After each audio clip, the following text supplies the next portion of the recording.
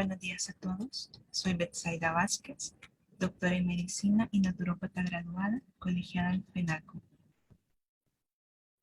Antes de comenzar con la intervención, quiero agradecer a la Federación Mundial Naturopática y a la Organización Colegial Naturopática FENACO y a todos los organizadores de este evento. El día de hoy quiero compartir las investigaciones sobre el uso de polifenoles en algunas enfermedades neurodegenerativas, particularmente en las sinucleinopatías. Vamos a ver qué son las sinucleinopatías, la estructura de la alfa-sinucleína, la fisiología normal, las conformaciones tóxicas, las enfermedades donde se encuentra involucrada, y vamos a ver los polifenoles como agentes moduladores del estrés oxidativo que están en la base de las sinucleinopatías. Vamos a compartir la pantalla para que podamos ir viendo la presentación.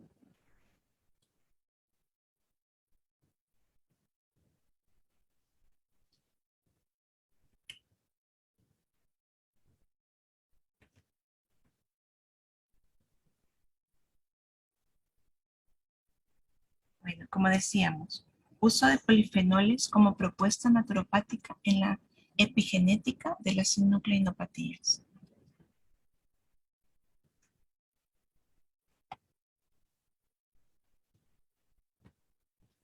Queríamos comenzar con este pensamiento.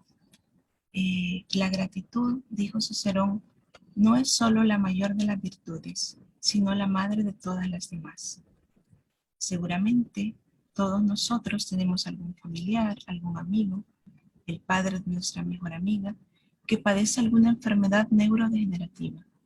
Por lo tanto, considero que es solamente ético buscar herramientas que ayuden no solo a sobrellevar esta situación, sino a minimizar el impacto que tiene en la vida cotidiana de aquellos seres que ahora son adultos mayores, pero que con tanto esfuerzo nos cuidaron y nos sacaron adelante.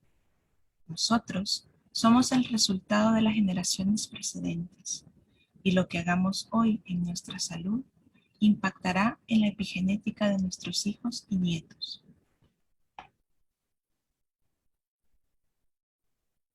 La epigenética representa el futuro de la prevención y tratamiento de muchas enfermedades. A medida que se van conociendo los cambios específicos que caracterizan a cada condición patológica, podremos entender mejor los mecanismos ambientales y sociales que intervienen y determinan conductas más eficaces que las aplicadas hasta el día de hoy para asegurar la salud del humano y además hacernos conscientes como individuos que la salud o enfermedad la elegimos, cada uno de nosotros a cada momento del día, de acuerdo a las elecciones que tomamos. Por ello, la epigenética estudia los cambios heredables irreversibles que ocurren en la función genética sin modificar la secuencia del ADN. La salud física y mental no dependen únicamente de las modificaciones en el código del ADN, propias o heredadas de nuestros ancestros, genética, sino también de la interacción dinámica entre nuestros genes y el ambiente, aunque el código genético no se encuentre alterado, a lo que llamamos epigenética.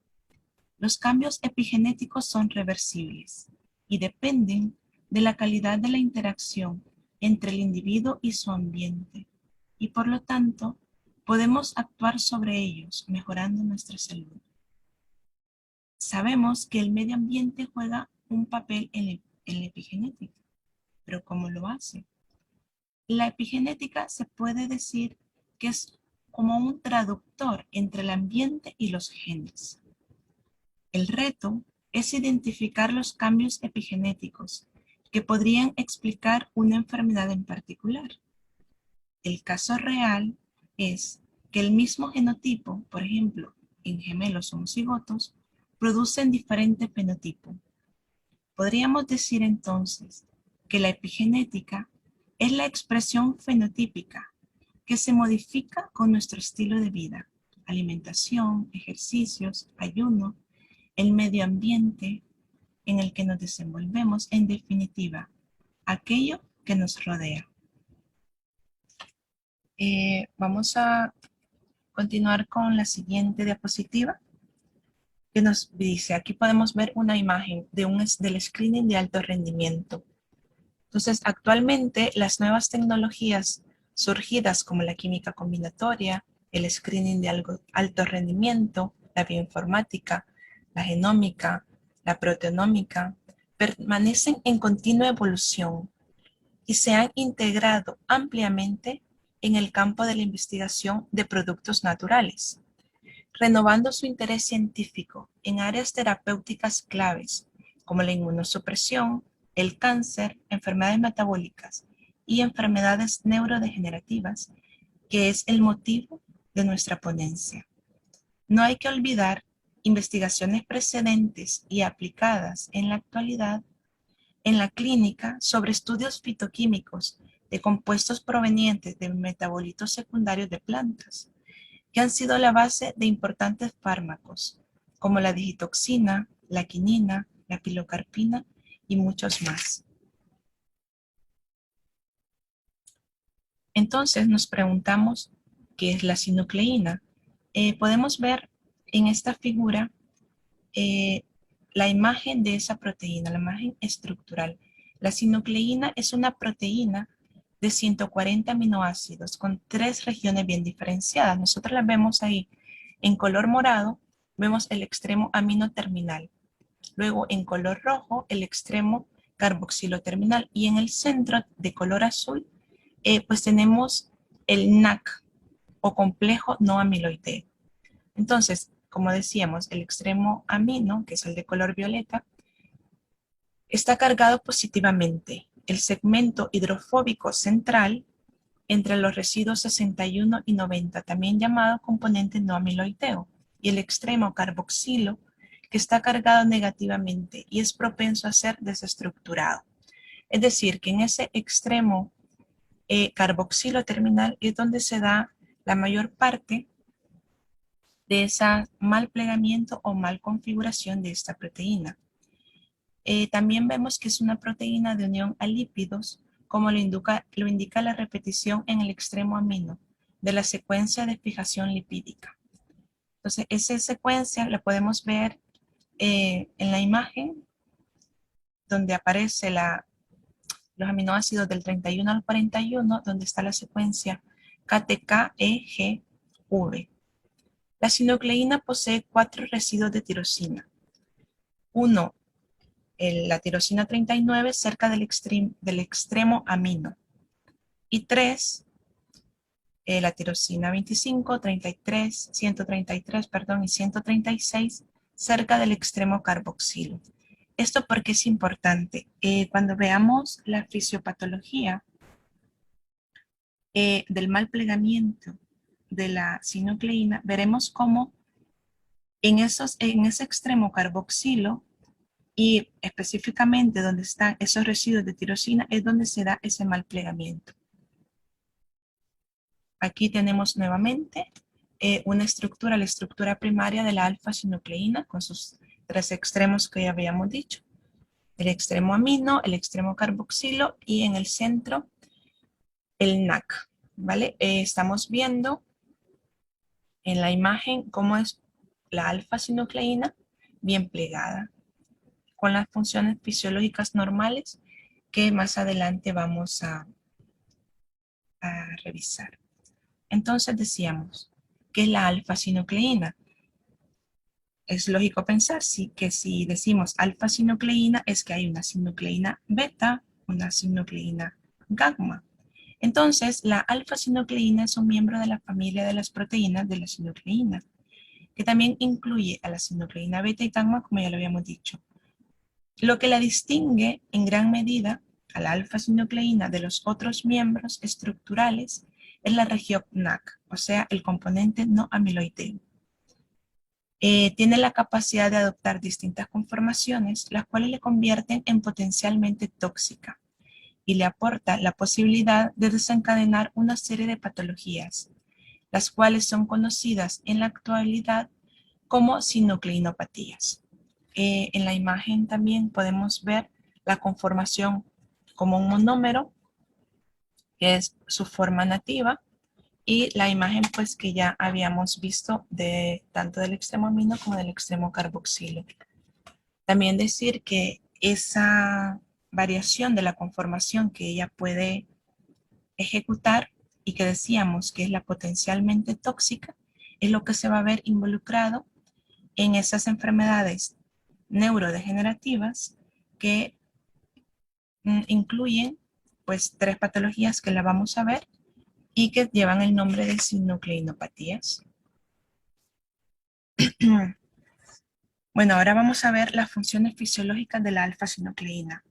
Si bien hasta el momento nosotros pudiéramos pensar que si la alfa-sinucleína es la que nos da el problema, pues pudiéramos llevar a cabo algún mecanismo para la reducción de esta proteína a nivel del sistema nervioso. Sin embargo, en la ciencia, y principalmente a nivel de la clínica, no, el planteamiento no es así de fácil, ya que la mayoría de sustancias, moléculas y en este caso de proteínas juegan un papel importante, tienen funciones fisiológicas determinadas y determinantes que también si las eliminamos nos quedamos pues sin esa fisiología. Entonces las funciones fisiológicas como proteína implica la participación en el almacenamiento, compartimentación y reciclaje de neurotransmisores, especialmente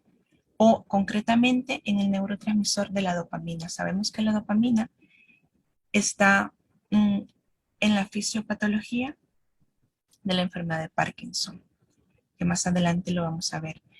La alfa-sinucleína también interviene en la regulación de determinadas enzimas y en el aumento del número de moléculas transportadoras de dopamina. Se ha propuesto el reciclaje de las vesículas sinápticas a través de la fosfolipasa D2 como la principal función de la alfa-sinucleína. La capacidad de reciclado de vesículas sinápticas en las terminales nerviosas es una característica propia de la sinapsis del sistema nervioso, ya que por su reducido número deben reutilizarse durante el periodo de inicio de la actividad neuronal. Otra de las funciones que también son importantes es que la sinucleína trabaja como una chaperona molecular. Entonces, estudios recientes demuestran también que la alfa-sinucleína se comporta como chaperona molecular, ya que media el plegamiento y desplegamiento de proteínas sinápticas llamadas SNARE, receptores de proteínas de fijación soluble de NSF, las cuales son fundamentales para la liberación de neurotransmisores, el reciclado de las vesículas anteriormente mencionado y la integridad en la sinapsis. Se vincula también con funciones antioxidantes de fosfolípidos de membrana, que se perderían en caso de acumularse la alfa-sinucleína en su forma fibrilar, alterando a su vez la degradación de otras proteínas por el sistema proteosomal.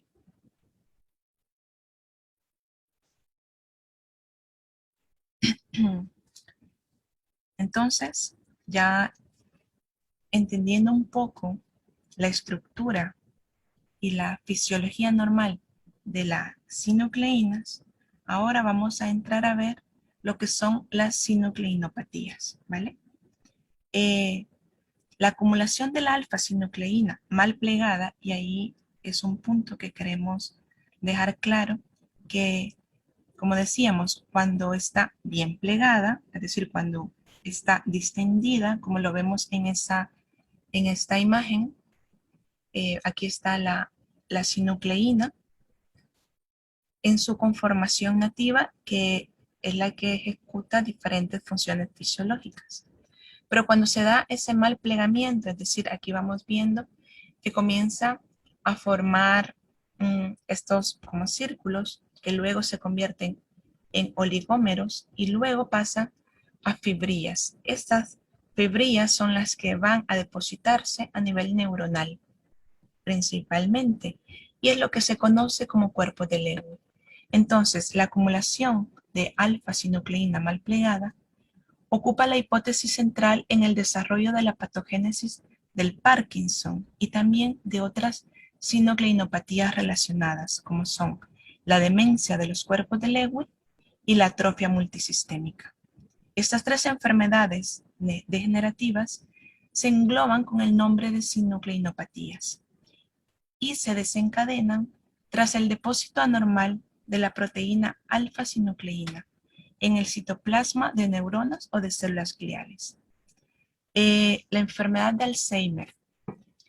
Algunos lo incluyen dentro de las sinucleinopatías, pero en realidad en la bibliografía no la mencionan como tal, ya que también ella pertenece a las taupatías, que no es el tema de estudio, pero que también tiene un componente amiloideo y en el cual comienza también a haber degeneración a nivel del sistema nervioso central.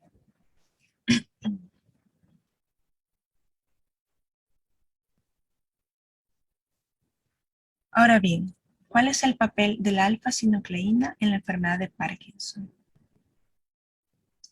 La enfermedad de Parkinson es la segunda enfermedad neurodegenerativa más común, después del Alzheimer, con un riesgo estimado de casi el 3 al 7%, la cual fue descrita y documentada por James Parkinson en el año 1817, en su ensayo An Essay of the Shaking Palsy.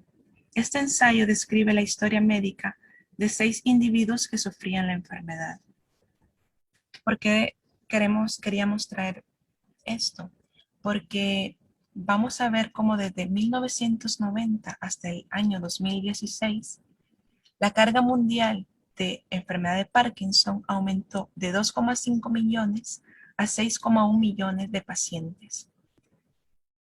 Nos preguntamos qué es lo que ha sucedido durante estos años para que haya este incremento y cómo al principio, cuando se describe esta enfermedad en 1817, solamente se describe en 6 pacientes.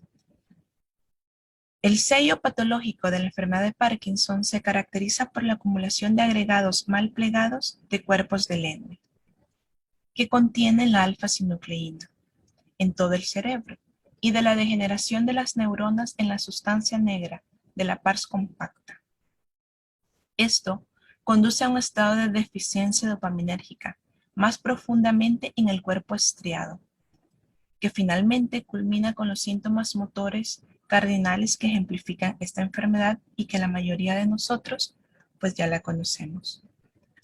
El primer vínculo de la enfermedad de Parkinson con la alfa-sinucleína fue también la primera demostración concluyente de un defecto genético que conduce a la enfermedad de Parkinson y por lo tanto tiene un valor histórico y conceptual.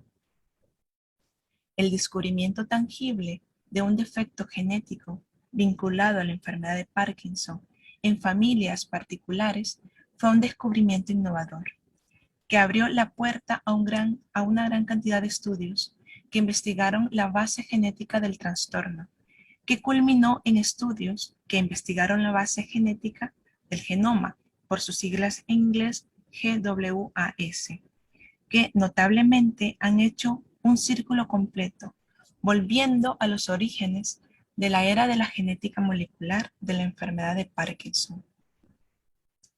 Resulta que uno de los principales genes identificados como vinculados a la enfermedad de Parkinson esporádica no es otro que el SNCA, el gen que codifica a la alfa-sinucleína. Sabemos que este gen está ubicado en el brazo largo del cromosoma 4. Aquí también hemos querido traer esta imagen donde podemos ver la conformación de la alfa-sinucleína normal en monómeros. Perdón.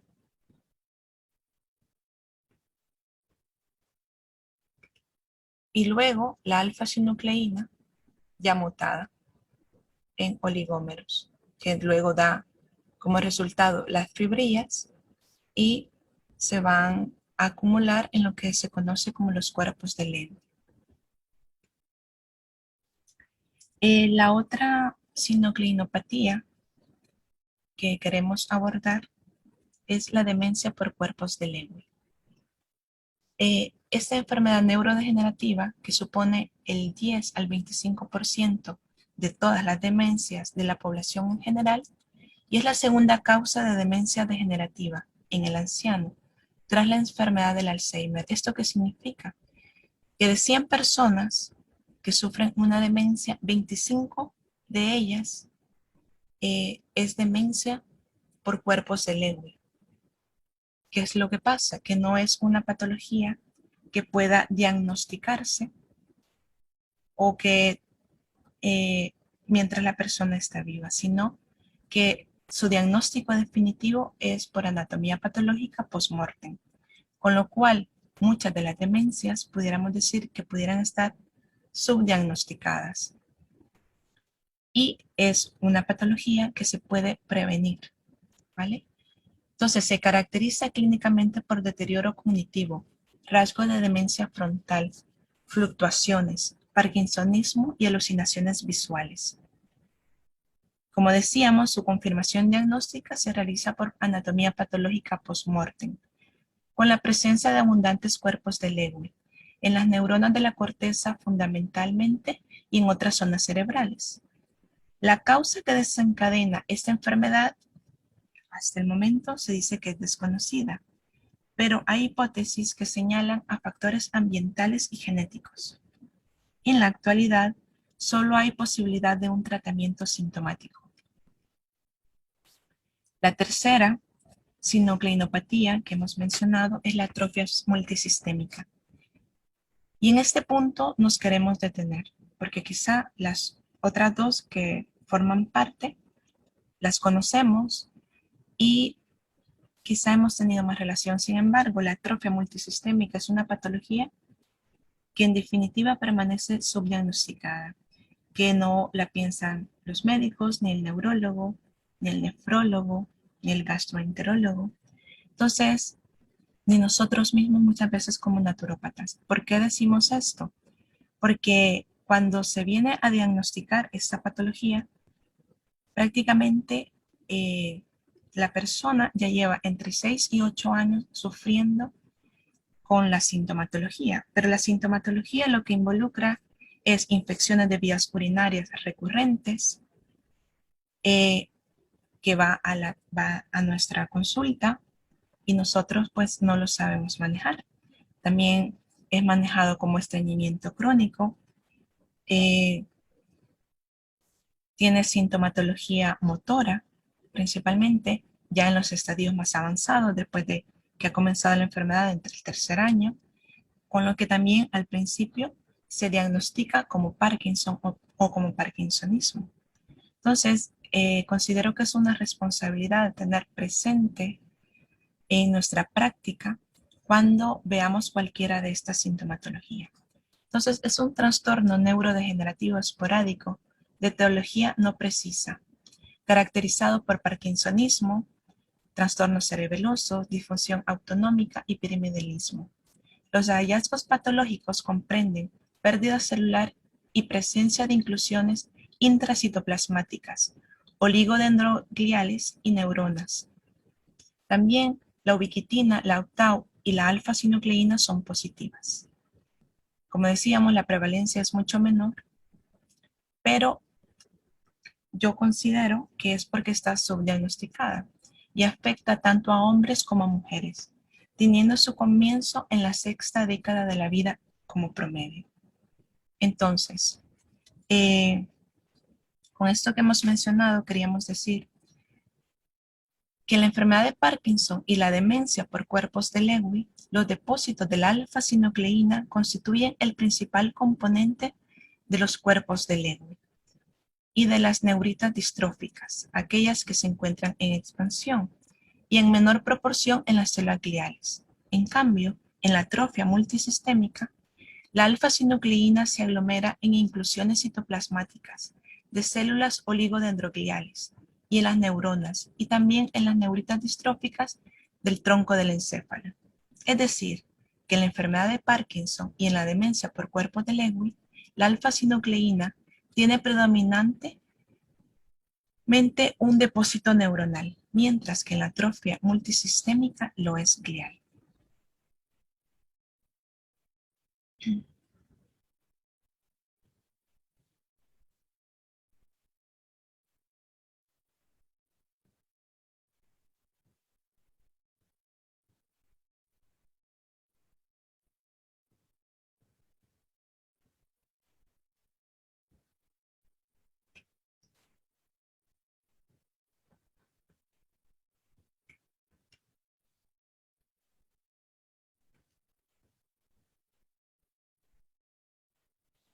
Bueno, la alfa-sinucleína, al alterar su conformación, adquiere la capacidad autoagregante, lo que se relaciona con el depósito de agregados proteináceos en las neuronas y podría constituir un factor fisiopatológico importante. Los agregados poseen fibrillas de alfa-sinucleína alterada y las moléculas se encuentran unidas entre sí por enlaces no covalentes y covalentes.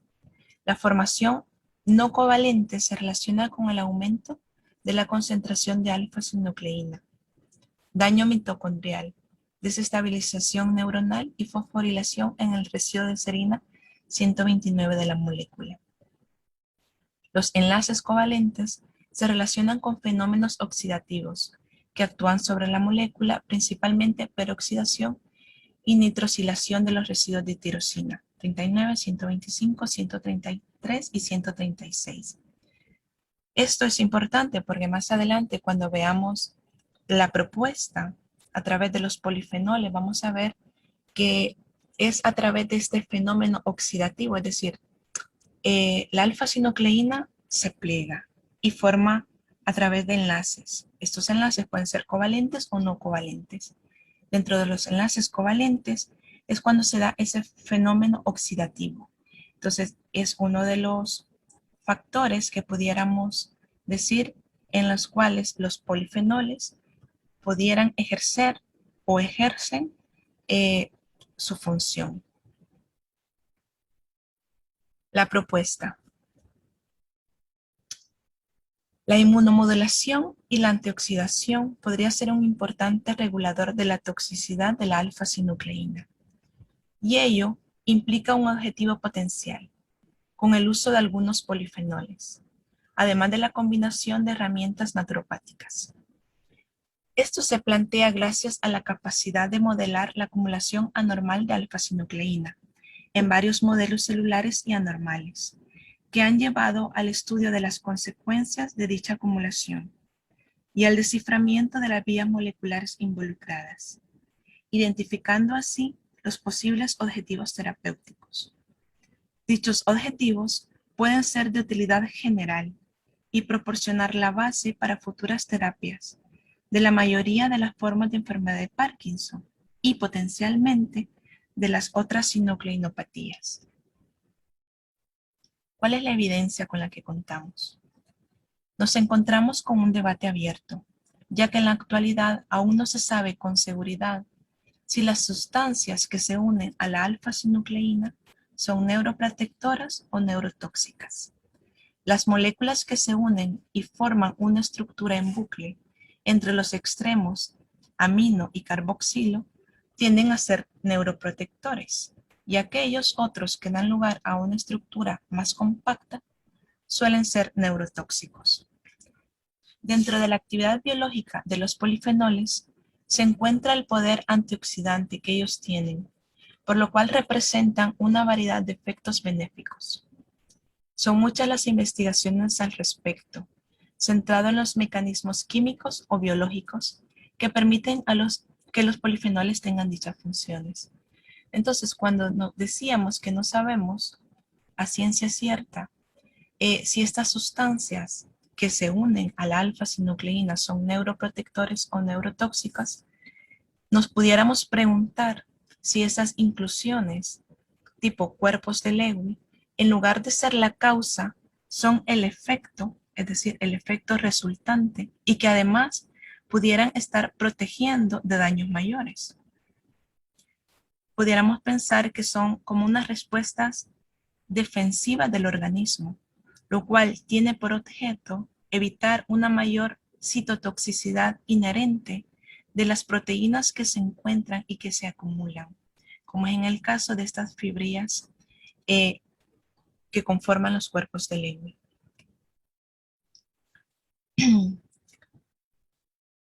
Las plantas sintetizan una gran cantidad de metabolitos primarios y secundarios. Los metabolitos primarios son moléculas que están directamente relacionadas con funciones vitales de las plantas.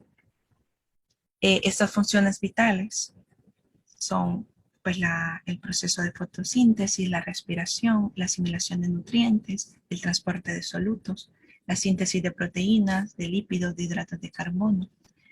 Entonces, esos son los metabolitos primarios que cumplen una función propia para la planta, pero a partir de ellos hay metabolitos secundarios, que son dentro de los cuales se encuentran los polifenoles. Estos metabolitos secundarios vienen derivados a partir de metabolitos primarios. Aquí podemos ver en esta imagen cómo tenemos a partir de metabolitos primarios la formación de metabolitos secundarios. Son varias vías las que siguen. Tenemos la ruta del ácido chiquímico, que más adelante lo vamos a ver como una de las principalmente involucradas en el metabolismo de los polifenoles. También tenemos la ruta del ácido mevalónico, la ruta del acetato, que nos va a dar estos metabolitos secundarios, que son los flavonoides, los alcaloides, los terpentenos, que ahora vamos a ver. Los metabolitos secundarios, como decíamos, se agrupan en 4 clases principales: los terpenos, los compuestos fenólicos, los alcaloides y los glucósidos o heterósidos.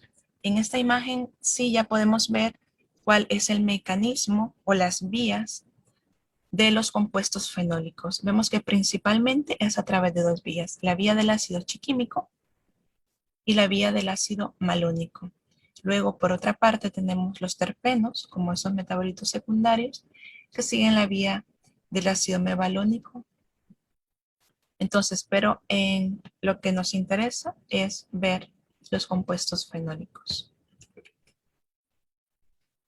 Los metabolitos secundarios tienen diferentes rutas de biosíntesis dentro del reino vegetal, como decíamos.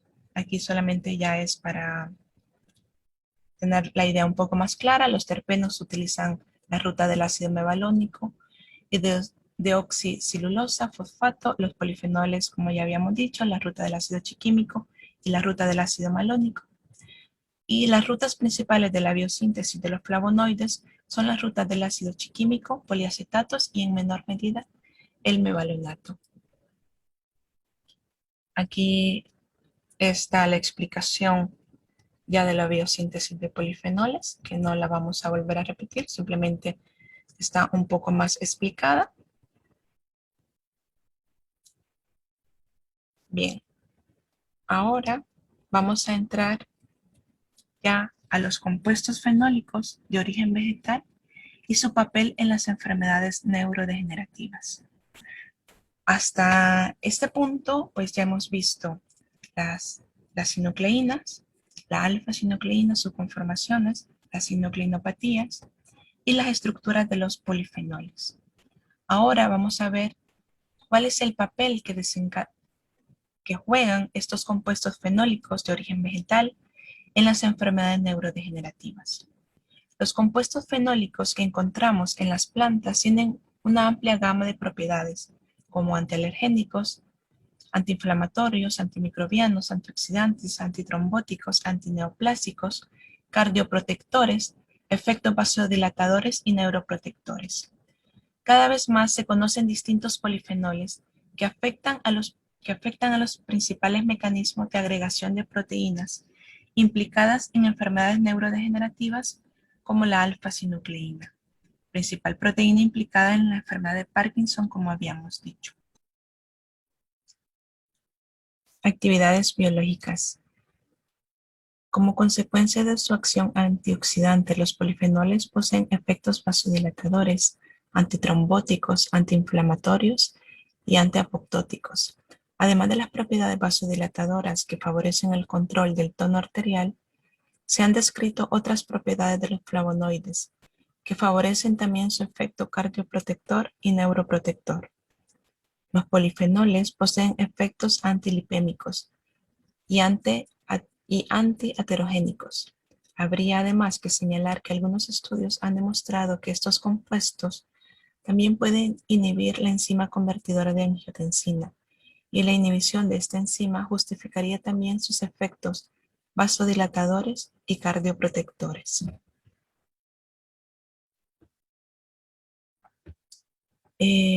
Vemos cómo los polifenoles y todo lo que en la naturaleza se nos presenta como esos metabolitos secundarios no siguen una sola vía. No podemos decir esto es para esto y esto es para lo otro, porque tienen múltiples características que van haciendo que sean muy versátiles, así como podemos ver que los polifenoles, vamos a mencionar su actividad antioxidante, su actividad antimicrobial, también antiinflamatoria. Eh, por lo mismo que decimos, no es algo que solamente siga una vía, y eso es lo que engrandece eh, la práctica naturopática también. Entonces, como actividad antioxidante, la actividad antioxidante está relacionada mayoritariamente a la presencia de polifenoles o compuestos fenólicos, gracias a la capacidad que tienen dichos compuestos de atrapar o inhibir la producción de radicales libres. Los flavonoides actúan fundamentalmente como tampones y capturan radicales libres para generar el radical flavínico, mucho menos activo, ya que en él los electrones desapareados están más deslocalizados. Además, los flavonoles como la quercetina y otras flavononas pueden quelar iones metálicos de transición como el hierro o el cobre, evitando así la formación de especies reactivas de oxígeno producidas por la reacción Fenton. Dentro de la actividad antimicrobiana, la actividad antibacterial y antifúngica de los polifenoles se basa en la capacidad que tienen estos compuestos para inhibir el crecimiento, reproducción, respiración y cualquier otra función vital de los microorganismos. Esta acción la realizan mediante mecanismos como la oxidación de enzimas específicas que van a inhibir alguna función vital como la respiración. También se reporta que los polifenoles se pueden unir a las cadenas de ADN, interrumpiendo la reproducción o la síntesis de proteínas y elementos vitales para los microorganismos. Soy Siri. ¿Qué puedo hacer por ti?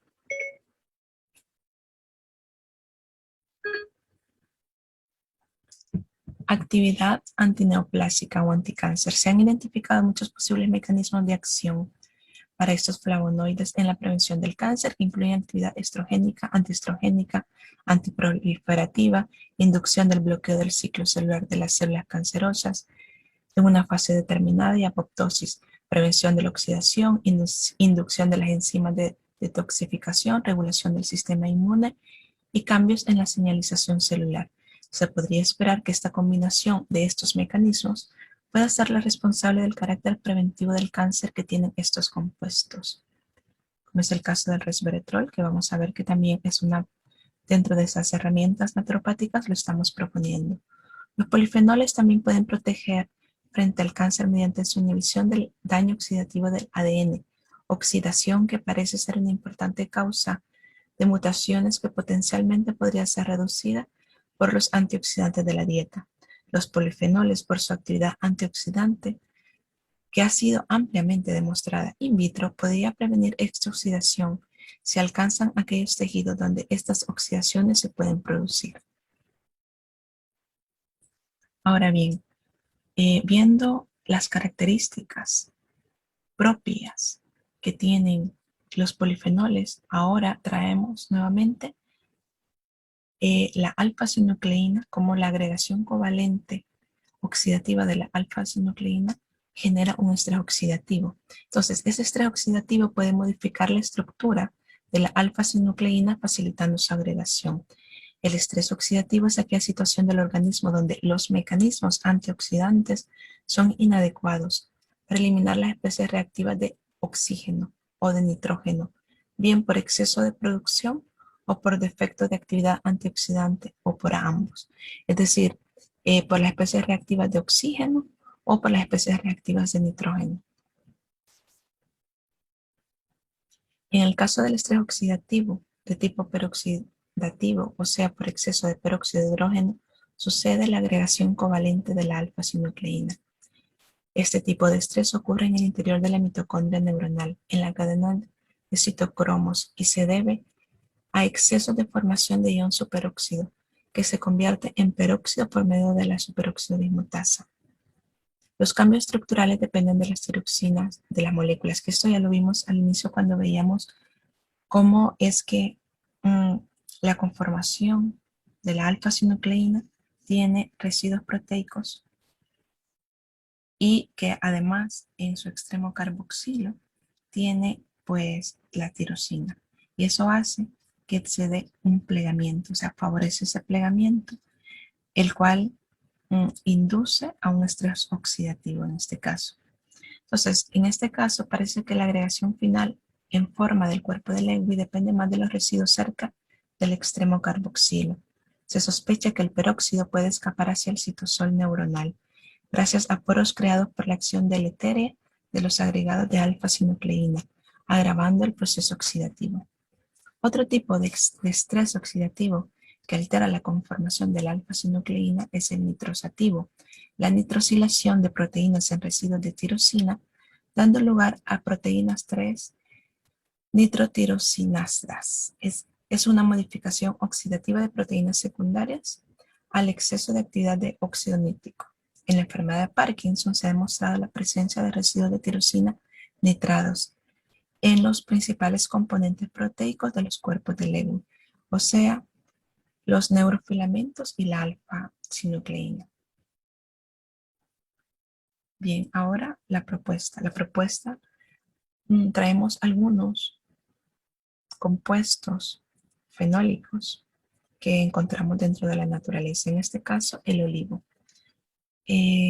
Sabemos que el olivo es uno de los cultivos más importantes del Mediterráneo, entonces sus componentes más importantes son los pigmentos flavonoicos, las flavonas, la chalcona, la colina, derivados triterpénicos abundantes, el heterócido amargo, que es la oleuropeína, también que esta acompaña de otros heterócidos, en particular de un cromogeno, que también posee alcaloides como son la quinina, que posee materiales minerales como calcio, fósforo, magnesio, silicio, azufre, potasio, sodio y hierro.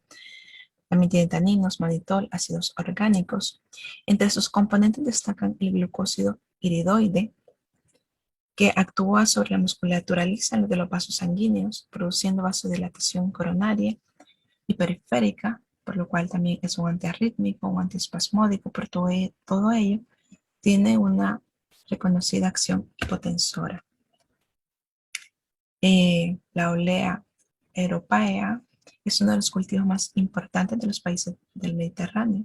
Como ya lo habíamos visto, los compuestos fenólicos en hojas del olivo son numerosos y de diferentes naturalezas. Las oleuropeínas y los secoroidoides relacionados con los principales compuestos en hojas de oliva, entre los cuales el principal compuesto es la oleuropeína. Entonces, ahora bien, ¿qué es la oleuropeína? Aparece principalmente en la forma desglicosilada o oleuropeína agliconada. Es el principal polifenol de las hojas de oliva. También se encuentran en sus frutos, pero su concentración varía según la fase de maduración. Vamos a ver ahora las características. Como habíamos dicho, tiene actividad antioxidante. Una de las propiedades de la oleopeína de mayor interés es su potente actividad antioxidante ante radicales libres, la cual fue atribuida a su habilidad para donar electrones, estabilizando estos radicales libres. Tanto su capacidad para eliminar radicales libres como su actividad quelante sobre metales parecen tener la responsabilidad de la habilidad protectora de las membranas frente a la peroxidación lipídica. Esta hipótesis es apoyada por este estudio que se hizo en el 2012 por Sedwinska y Coles, quienes publicaron que este secoroidoide suprime la producción de especies reactivas de oxígeno, anión superóxido, peróxido de hidrógeno, ácido hipocloroso y especies reactivas del nitrógeno, como el óxido nítrico y el peroxinitrito en sistemas celulares in vitro. También hay otros experimentos y otros estudios llevados a cabo donde se ve que leucocitos periféricos humanos y células del carcinoma hepatocelular con daño en el ADN inducido con peróxido de hidrógeno confirman una actividad positiva de la oleopeína. In vivo, eso in vivo utilizando conejos diabéticos inducidos por aloxano, las ratas alimentadas con dietas ricas en colesterol y en ratas expuestas al arsénico, la oleopeína fue capaz de inducir un incremento en los niveles y actividades de enzimas antioxidantes como la superóxido dismutasa, la glutatión superoxidasa, la glutatión reductasa, la catalasa, y a un aumento del nivel de antioxidantes no enzimáticos como el glutatión, el alfa-tocoferol, el betacaroteno y el ácido ascórbico.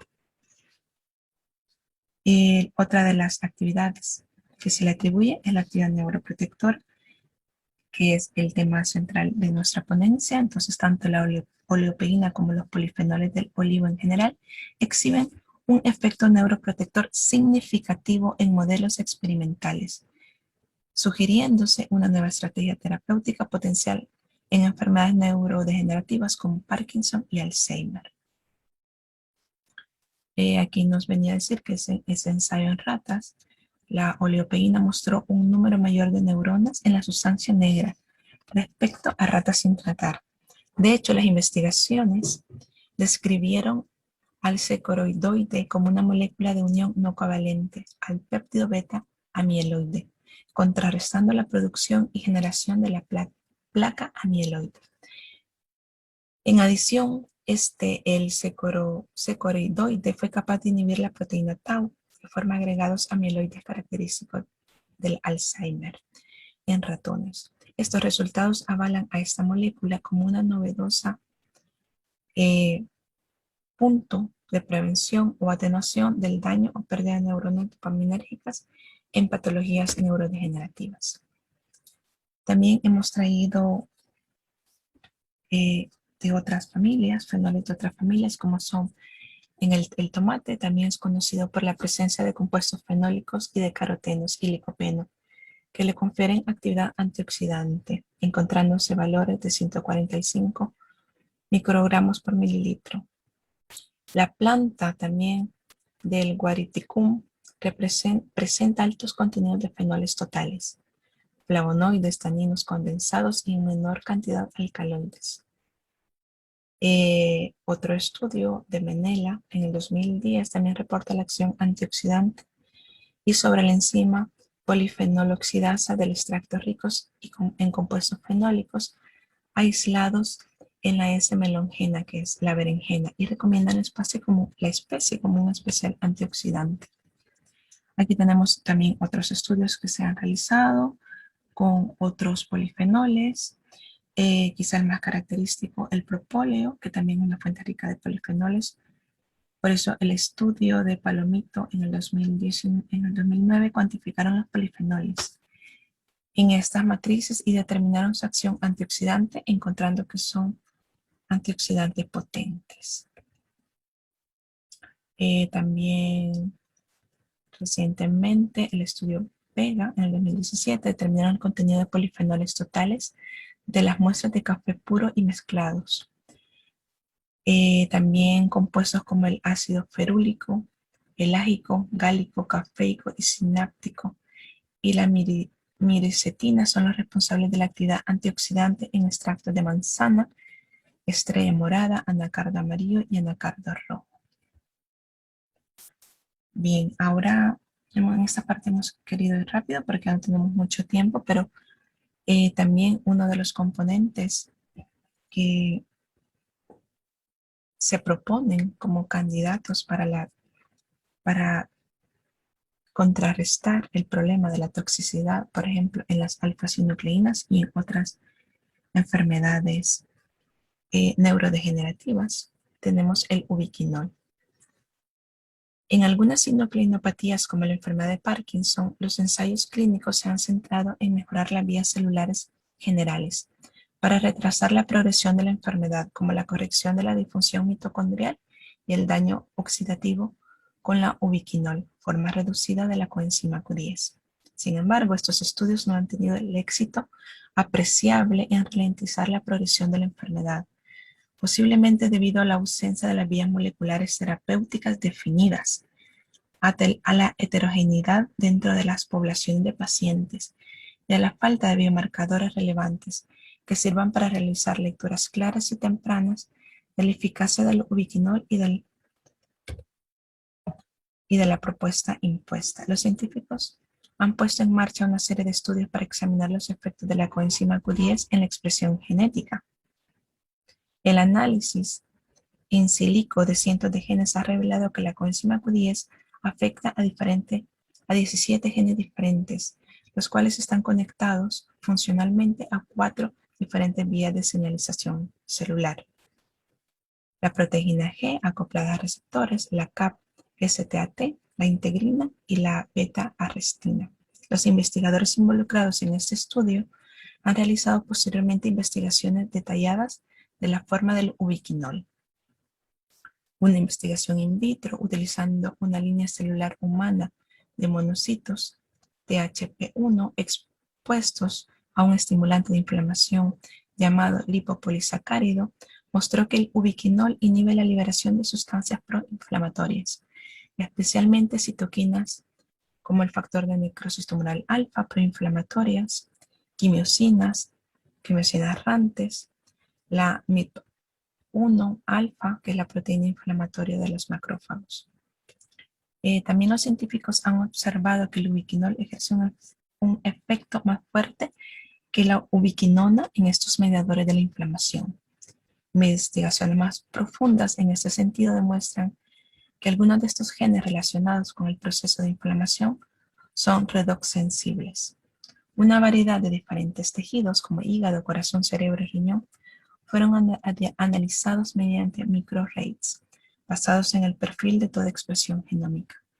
Uno de los descubrimientos fue que el ubiquinol es más eficaz que la ubiquinona en cuanto al aumento de los niveles de coenzima Q10 en el hígado. Una serie de pequeños estudios han demostrado que la coenzima Q10 produce beneficio para el sistema neuronal, lo cual incluye el cerebro. En el 2012 se publicó un estudio que examinaba los efectos de la coenzima Q10 ubiquinona en pacientes en la fase temprana de la enfermedad de Parkinson. Los científicos de este estudio multicéntrico, concretamente el estudio de la fase 3, que fue financiado por el Instituto Nacional de Trastornos Neurológicos y Accidentes Cerebrovasculares, encontraron que la ubiquinona producía una disminución funcional en la enfermedad de Parkinson. En vista de estos favorables resultados, dos grandes organizaciones, la FDA y la NIH, han aprobado la fase 3 del estudio que actualmente se encuentra en curso. Entonces se realizó también un nuevo estudio destinado a llevar a cabo la comparativa de los efectos protectores de la ubiquinona y el ubiquinol en roedores, a los que se les suministró el 1-metil-4-fenil-1,2,3,6 tetrahidropiridine, una neurotoxina que induce cambios similares a los encontrados en la enfermedad de Parkinson. La toxicidad del compuesto antes mencionado, 1-metil-4-fenil-1,2,3,6 tetrahidropirimidine, afecta las células de la sustancia negra del cerebro, es decir, las células de la zona posterior del cerebro, especializadas en el control del movimiento y la síntesis de dopamina.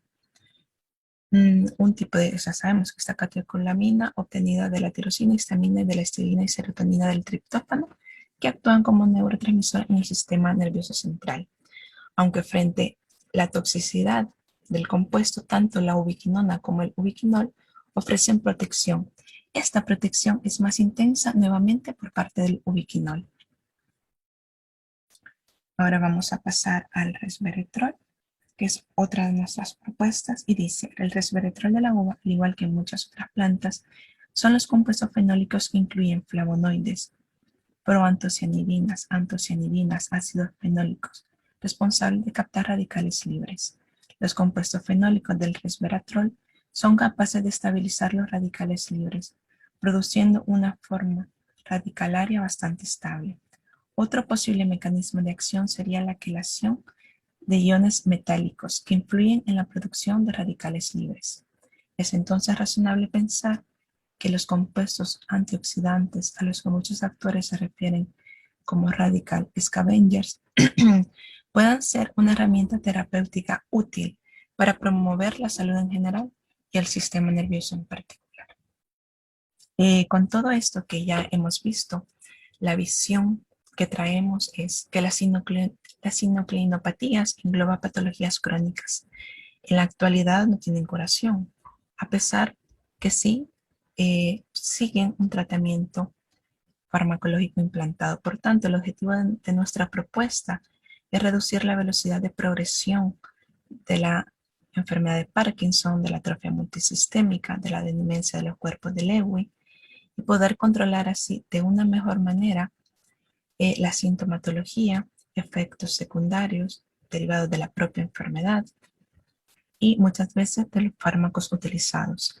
Actualmente la investigación en fitoquímica está encaminado a identificar, aislar, caracterizar compuestos sintetizados por las plantas, con lo que el estudio detallado de las rutas biosintéticas, así como el uso de procedimientos que involucren instrumentos analíticos y métodos de separación robusta, son áreas prometedoras, obteniendo como resultado en unos años una explicación más profunda sobre los mecanismos de acción de los polifenoles en distintas patologías. Se espera que la mezcla de la fitoquímica y la síntesis orgánica permita derivatizar muchos de los compuestos de origen polifenólico para potenciar así su actividad biológica. Hasta el momento, se cuenta con bastante información acerca de las vías por las que se pueden producir metabolitos secundarios en las plantas. Aunque es necesario investigar un poco más a fondo, estas vías involucran una serie de reacciones que son muy generales en química orgánica y otras que más bien son específicas para la producción de metabolitos. Necesitamos material de partida para investigar rutas de la producción específica de metabolitos, haciendo uso de la ingeniería genética, para controlar las etapas en la biosíntesis de los polifenoles y dirigirla hacia compuestos o grupos de compuestos de interés. Y con esto damos por finalizada nuestra ponencia con las referencias bibliográficas que presentamos a continuación. Queremos dar las gracias por la atención recibida y por haber sido invitados a este foro científico sobre epigenética.